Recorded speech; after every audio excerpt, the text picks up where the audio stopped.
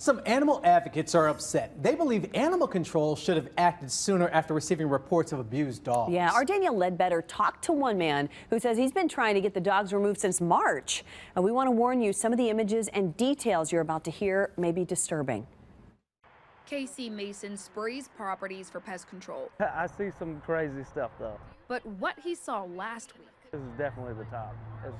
It's probably the worst thing though. Last Monday, Mason went to do work in an apartment at the Bellevue West apartment complex. Immediately I saw the dogs in the living room and took pictures immediately. And just the one dog, Bennett, was emaciated. He couldn't lift his head, couldn't wag his tail. The other dog was just kind of standing in one spot because there was so much feces and stuff all over the cage. I immediately started crying as soon as I saw him.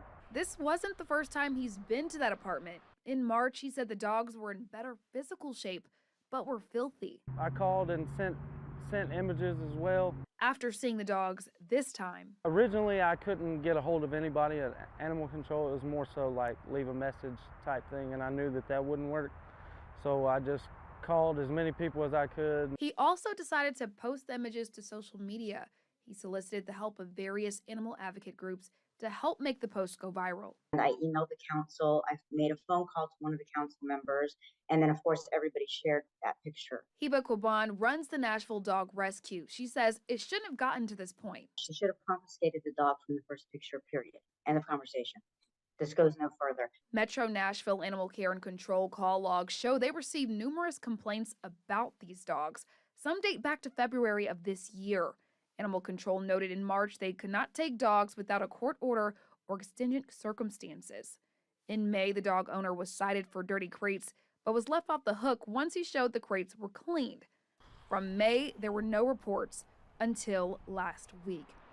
After the dogs were taken, Mason got to see one of the dogs, whose name is Bennett.